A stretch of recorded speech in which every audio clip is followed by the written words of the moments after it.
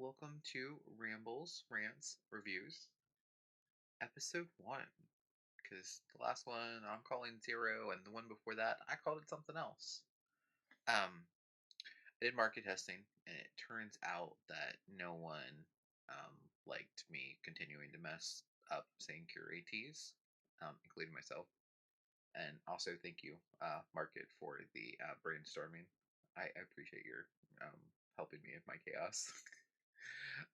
So, first thing I wanted to do was read a couple books. These are both, kind of short. But I want to talk about this person. He looks super happy in this picture. Anyway, so I'll start there with Shel Silverstein's The Missing Piece.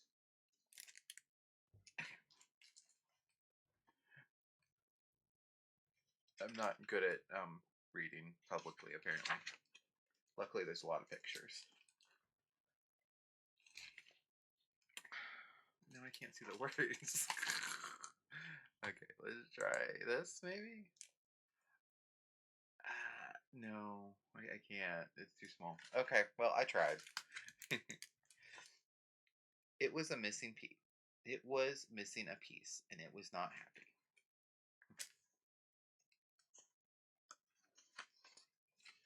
So it set off in search of its missing piece.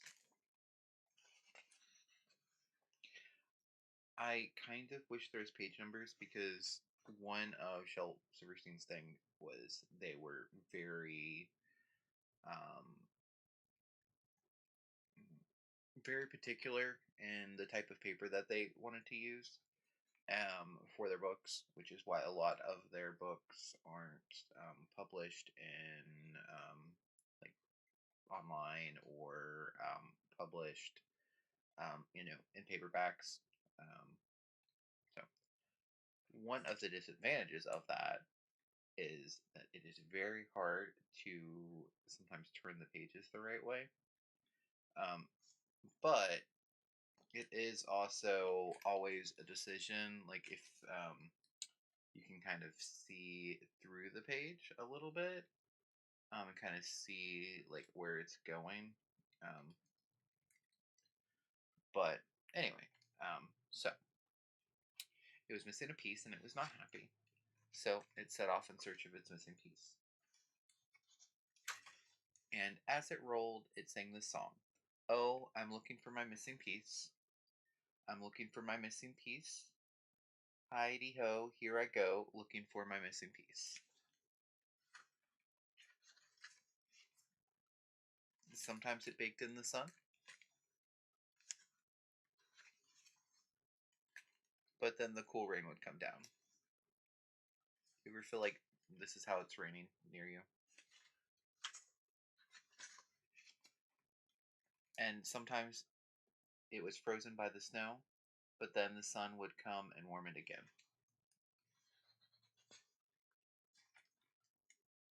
And because it was missing a piece, it could not roll very fast. So it would stop to talk to a worm. Or smell a flower.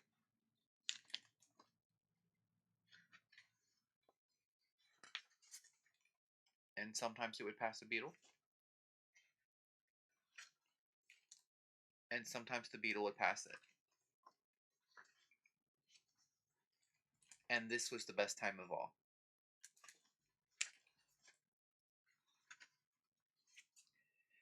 And on it went, over oceans. Oh, I'm looking for my missing piece, over land and over seas. So grease my knees and fleece my bees. I'm looking for my missing piece. Through swamps and jungles. Up mountains.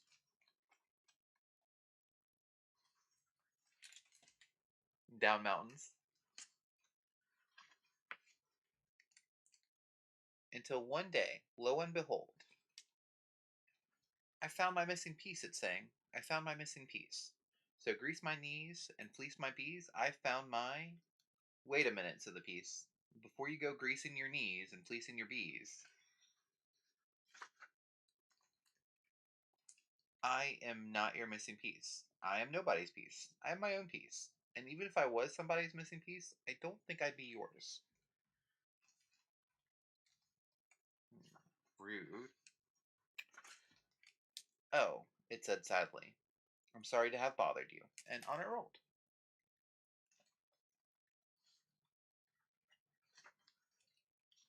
I found another piece.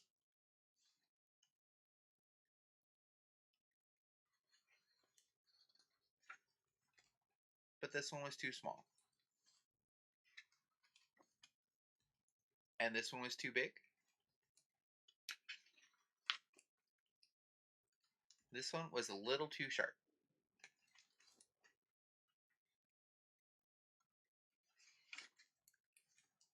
And this one was too square.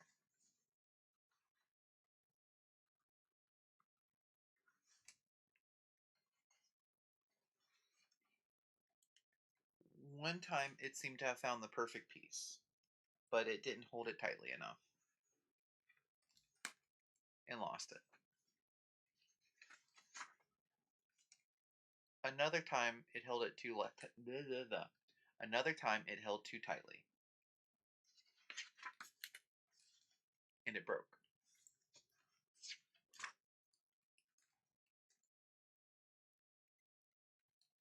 We do need a whole page to mourn our broken piece that we caused.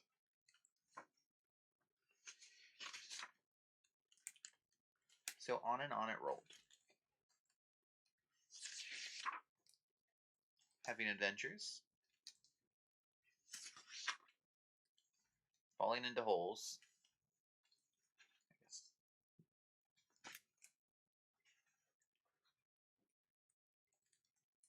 and bumping into stone walls.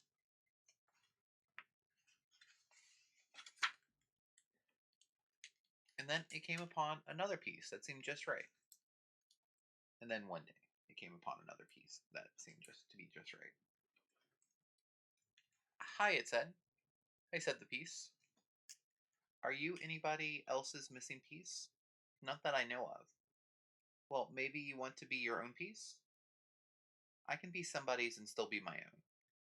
Well, maybe you don't want to be mine. Maybe I do. Maybe we won't fit.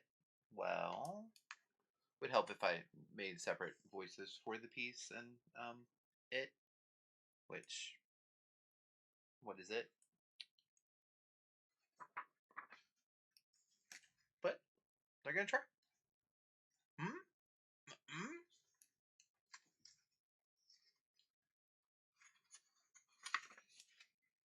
Feel like there's nice footage are missing.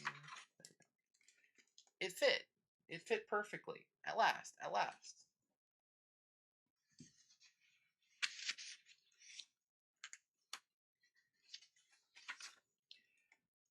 And away it rolled. And because it was now complete, it rolled faster and faster. Faster than it had ever rolled before. So fast that it could not stop to talk to a worm.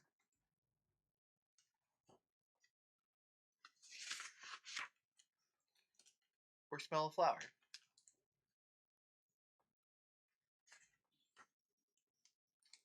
Too fast for a butterfly to land.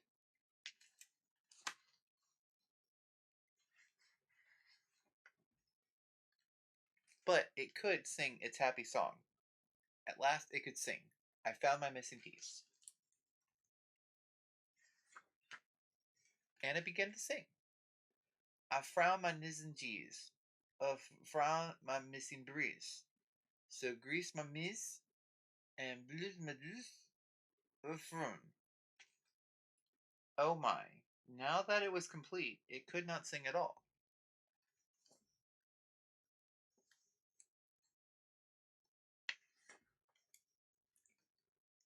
Aha, it thought. So that's how it is. So it stopped rolling.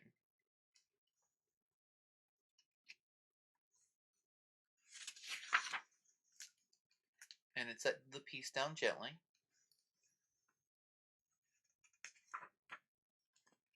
And it slowly rolled away.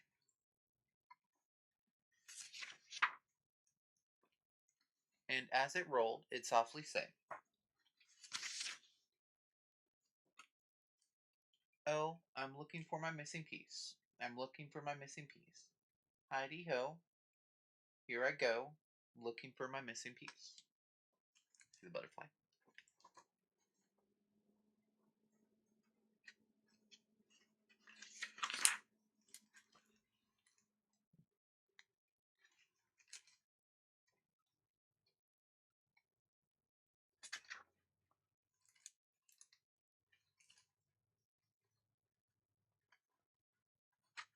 And I think that's it. So, I really like this book. They do have a sort of sequel, which potentially names what it is, and it calls it the Big O. Which I don't know if you could label your book "The Missing Piece Finds the Big O" today and it'd be okay. But this was originally published. I don't know.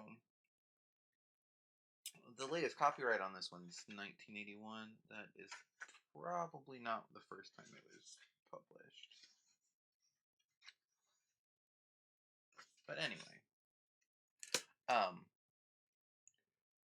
also very good, but a little more overt in what it's talking about, and I didn't really want to talk about. Well, I didn't really want to read both of them. Read it; it's good. They go great together. But anyway, however, oh no, easily all the stuff. Okay, so we also have The Giving Tree by Shel Silverstein. I had to look how to pronounce his name properly, so I didn't butcher it, and I'm still going to. I'm thinking about it way too hard. Anyway, The Giving Tree by Shel Silverstein.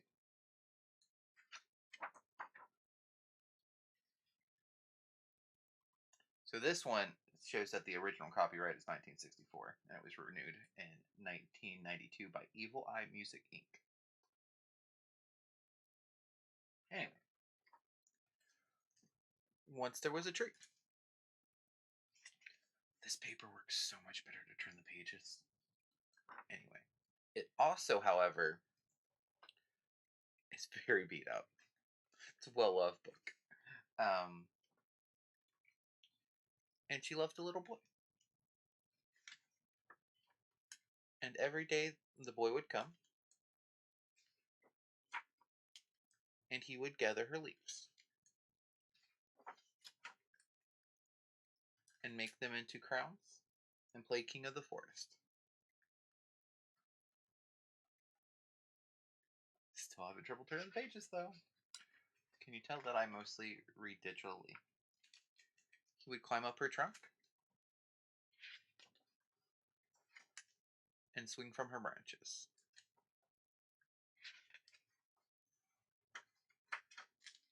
And eat apples.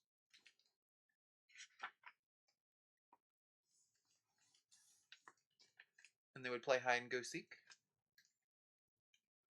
I feel like the tree probably lost when they were hiding. I mean, I don't know, but... And when he was tired, he would sleep in her shade. And the boy loved the tree. Very much. So much that he carved into their bark me and tea. And the tree was happy. No shame. But time went by.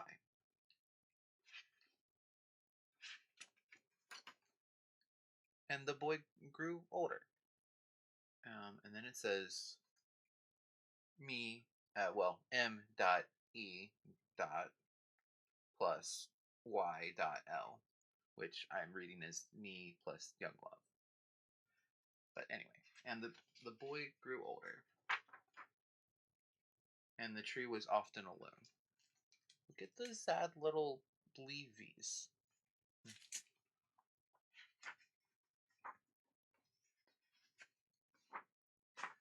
then we have a bunch of text for once.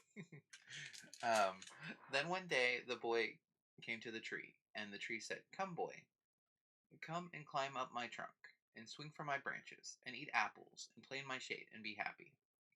"I am too big to climb and play," said the boy. "I want to buy things and have fun. I want some money. Can you give me some money?" "I'm sorry," said the tree, "but I have no money. I have only leaves and apples. Take my apples, boy, and sell them in the city. Then you will have money and you will be happy."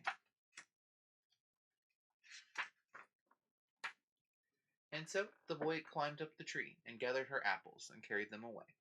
And the tree was happy. Well loved book. But the boy stayed away for a long time, and the tree was sad. And then one day the boy came back, and the tree shook with joy, and she said, "Come, boy, climb up my trunk, and swing from my branches, and be happy." "I am too busy to climb trees," said the boy. "I want a house to keep me warm," he said. "I want a wife and I want children, and so I need a house. Can you give me a house?" "I have no house," said the tree. "The forest is my house. But you may cut off my branches and build a house. Then you will be happy." And so the boy cut off her branches and carried them away to build his house.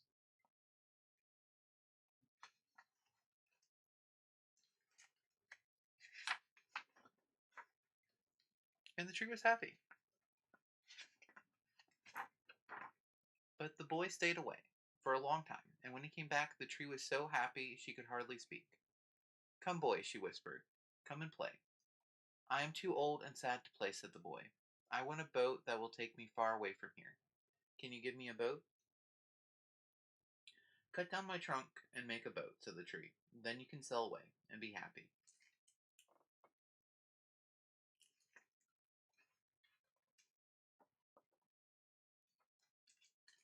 And so the boy cut her trunk and made a boat and sailed away.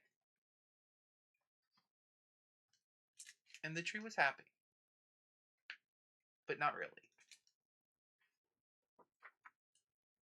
And after a long time, the boy came back again. "I'm sorry, boy," said the tree, "but I have nothing left to give you." "My apples are gone." "My teeth are too weak for apples," said the boy. "My branches are gone," said the tree. "You cannot swing on them." "I'm too old to swing on branches," said the boy. "My trunk is gone," said the tree. "You cannot climb." "I'm too tired to climb," said the boy. "I am sorry," sighed the tree. "I wish that I could give you something, but I have nothing left. I'm just an old stump. I'm sorry." "I don't need very much now," said the boy. "Just a quiet place to sit and rest. I am very tired." "Well," said the tree, straightening herself up as much as she could. "Well, an old stump is good for sitting and resting. Come, boy, sit down and rest." And the boy did.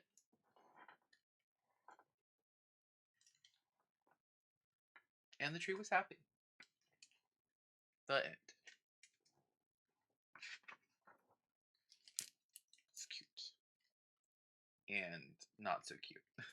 um, so anyway, kind of what made me think about this and really like want to do kind of a longer one on Shel Silverstein is in the rabbit hole in my mind. I've thought a lot about Harry Potter and being trans. And when I say that, I get imposter syndrome for calling myself trans because trans etymology, it means change. And, you know, do I want to change anything? I don't know. Like, not. Like the main thing I want to change is how I look at the world, how I judge myself. Um, that's why I'm non-binary. Um, do I want to change? Sometimes, maybe. I don't know. Is Delta maybe the worst stage slash maybe chosen name if you don't know if you like change? um, but anyway, all I've changed is that I'm not trying to put myself in a box that didn't fit and caused me a lot of stress. By being non-binary, I have a much, much bigger box, which is to say, my package is probably too big to fit me snugly. I'm going to pay a lot extra in shipping, but at the same time, I'm important to me, and I don't want to break me by continuing to try to smash me into a box that hasn't ever fit. So, um, anyway, um, so Harry Potter, being trans, and J.K. Rowling, and a lot of the anti-trans sentiment, and like, can I recommend the Harry Potter series? Can I recommend the Casual Vacancy? I don't know enough about the Casual Vacancy to recommend it. I think I skimmed a little bit of it and didn't get into it, but that's neither here nor there. Um, but like, if I, even just make a comparison to um, make a point about slurs, and I talk about like Muggle versus Mudblood, am I betraying myself and other people in the process? Listen to this song. It Cognitive Dissonance Blues by the Narcissist Cookbook. That is how I feel about J.K. Rowling, except the song is about palm oil. Anyway, it's not about palm oil, but it's about palm oil. So kind of my thing is, it's fine to recommend them. Like, they're good books. Just let the person know when I'm recommending them that they're loved, regardless of how they present. Um, but if I could recommend a similar fantasy series that is less palm oil, I'm gonna do it. um, have you guys read Guards? I don't know. Discworld is where I was going with that. Anyway, also really good. um, Definitely different, less coming of age. So like, it's not it, it's very good. And honestly, I'm sure there is one that would be like great for like more coming of age. To be like, oh yeah, hey, here's this, but Harry Potter being like over 7 years and it being what it is, it's a good recommendation. Um, so, um, do, do, do. I wrote notes and now I'm gonna have to trim stuff because I look like an idiot reading my notes, which is supposed to make me more structured and talk about all the things I want, and not like the first episode of Curious Curates where like I didn't talk about like the call to action in Symptoms of Being Human at all than I kind of wanted to. I'm sure, well, shove it in somewhere. Anyway, so I don't want to get in the weeds about the politics and anything with JK because I I don't know. I'm not the person to speak on it, and even on top of that, um, I I don't want to know. Like, I want to be able to pick up the Goblet of Fire and enjoy it without thinking about it. Um, I am probably not going to be able to do that anyway, but I don't want to have it take up even more of the shelves in my brain that I would prefer to hold penguins in. Anyway, Doug Saddam reference, I think. Hmm. Very good fantasy writer. again, not the greatest like coming of age. It's more coming of adult. Anyway, which is something lots of people need, including, you know, younger people.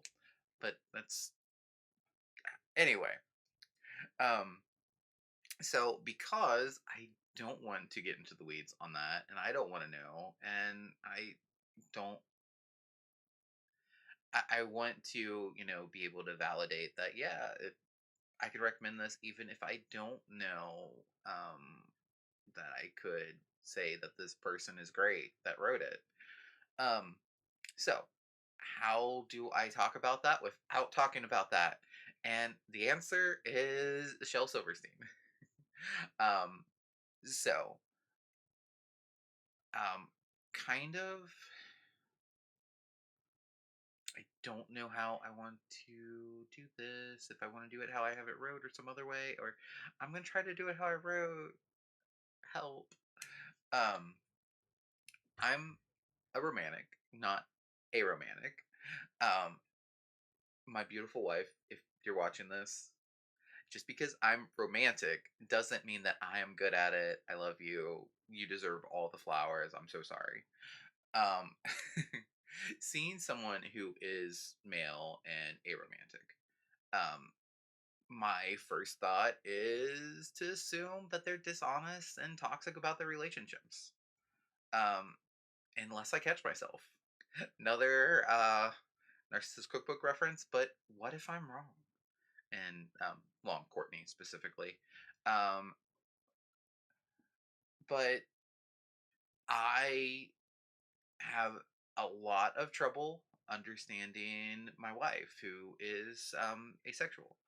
Um, her feelings and everything that goes through her head is completely foreign to me. It's a foreign language that my pansexual heart, um, I can read a couple things in it. Like, it's like me being able to see something in Spanish and be like, oh yeah, I know that word and that word. But me trying to understand the sentence or say the sentence is not happening. Um, but, you know, living with her, going through like coming to that understanding with her, it her feelings are super valid, and her experience of love and the human experience is of value, and specifically to me it's probably one of the most important things in my life. um I want to express that just because you don't understand someone doesn't mean that their experiences and story that they can tell won't change your life for the better.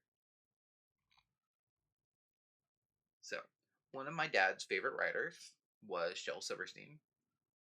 My dad didn't really read. Could basic things, but it was a struggle for most of his life. So, how I experienced the writings of Shel Silverstein first was their songs that Dr. Hook performed. Dr. Hook, and the Medicine Men. Um, so, cover of the Rolling Stone, Sylvia's mother come to mind, but he wrote all of their second album.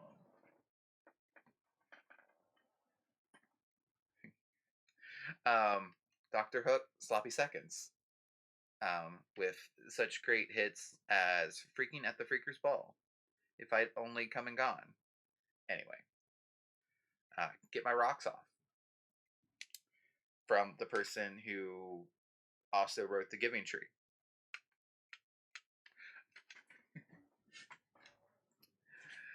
So, anyway, he wrote all of Dr. Hook's second album. He wrote A Boy Named Sue, as made famous by Johnny Cash.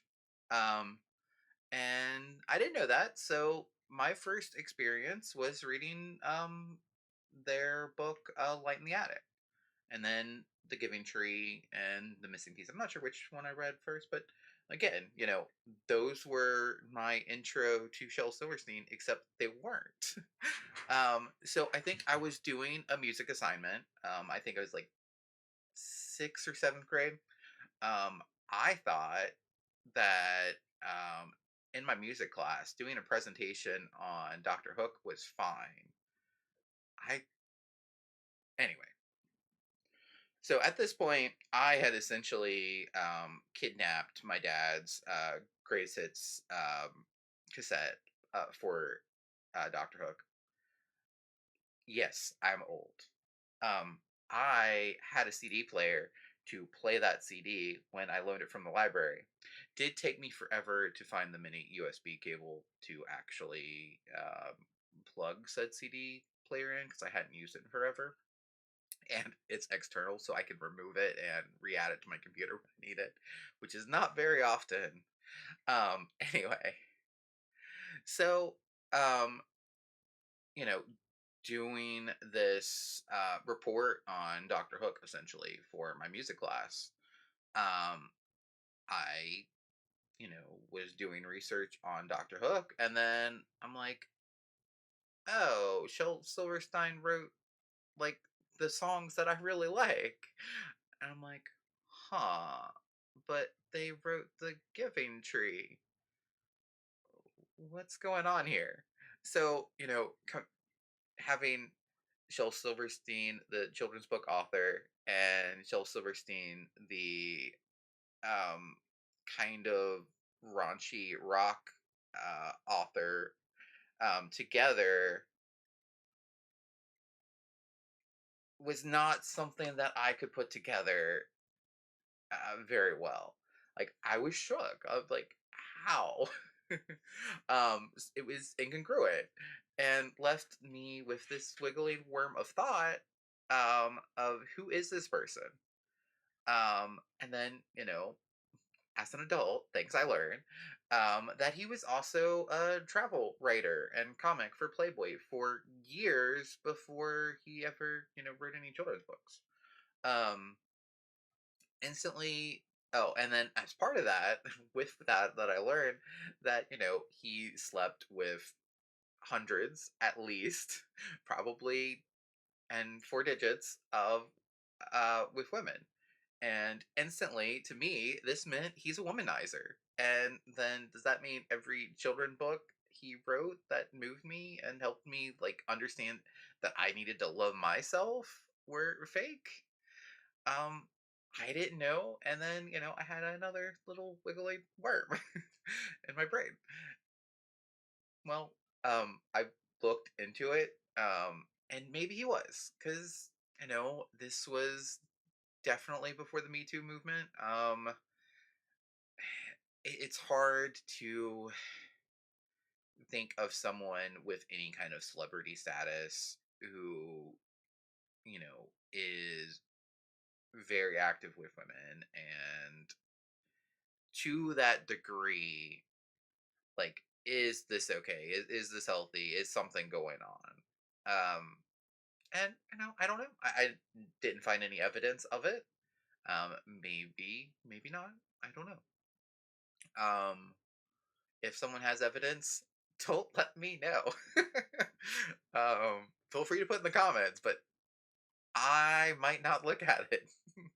um, Anyway, but yeah, we have so many examples of people with money, with fame, taking advantage of people, and if not like full abuse, it's a more toxic relationship at the very least. Um, and most of those examples are people taking advantage of others, pressuring them past their boundaries, where they just enjoy breaking people. And, you know, that's kind of the experience of celebrity who is out there and not locked down. Like that's who they are. And that's what we get presented with. Um, anyway, Shel Silverstein passed in 1999. And, then the risk of coming forward as a victim of deceit and abuse were higher than they are now. And right now they're still pretty flippin' high. Um, but I think in coming to understand my wife and her experiences being ace, um, I was able to pluck those worms out and enjoy the apple that they almost got to. Um, I think I have a greater appreciation for the Giving Tree and can understand it better than I did before I merged the two artists in my head. Um, Looking at Shell's discography, it's hard to imagine someone trying to get close to him and him not making it abundantly clear that he wasn't interested in an extended courtship and only one partner. I'm not necessarily trying to label him a romantic. Don't identify others, or poly. I just want to say that you know if they were, um, I'm sorry that I don't understand your language. My vocal cords cannot make the aromantic sounds. Um, I've tried it nothing comes out. I'm learning poly and it's new and stuttering and um I have the worst accent and only know a few of the words. Um but I mean I am poly. I just illiterate, I guess. Oh goodness. But anyway, what I want to say is, Michelle, I love you and thank you for sharing your experiences in such a powerful way. Um, Really, they moved me and made me a better person, regardless of how you lived your life. But, I think at the same time, there's evidence of you being open and I have high hopes. uh, anyway, but if I'm wrong, I think it's still a great book and you should read it. I think all of his books are good, even the ones that tell you. Hmm, let's see.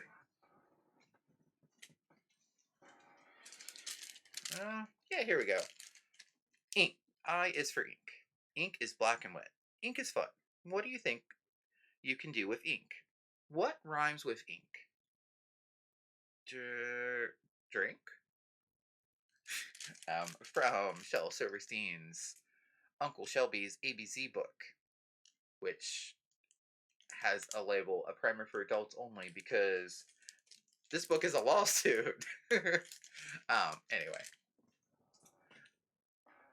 Um, but yeah, so insert me playing a bit of Looking for Myself by Shel Silverstein because Dean, I think I did it.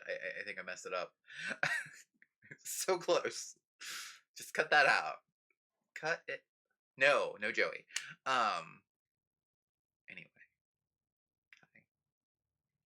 So yeah. Um all of the loves. All of their books are really good. All of their music I really like. Definitely not for everybody. Um, but yeah, just because somebody doesn't love the way that you do does not mean that their experience isn't valid and that you can't learn from them and that you can't become a better person because of it. Um, Again, the Giving Tree is not a story about this tree that does everything for this little boy and it's sweet. I mean, the tree does do everything for that little boy, but they lose their entire self in the process. It's more about aging and learning what you need and also not sacrificing what you are to make someone else happy because it doesn't. It doesn't make them happy. What makes them happy is them finding what they need and being able to be the old man at the end where they know what they need and um you just happen to be able to be that with them because that's what you are. You don't have to give anything up. Anyway, also related to this, Curating is awesome. Checking out my um, Shel Silverstein collection um, when I was going, to the library. I was recommended this book, which is The Taking Tree, which is a selfish parody by Shrill Travesty. um, but definitely Mr. Travesty's photo has been withheld here by popular request. Um, I'm I'm amused. I won't read the entire book, but the end of the book. I am no longer a businessman. Now I am a lumberman. And the kid took out a big chainsaw. The tree began to sweat, which no tree has ever done before or since. She said, "Hey, remember the fun we used to have back in?" The kid could not hear the rest. The chainsaw made too much noise, and when he cut completely through her trunk.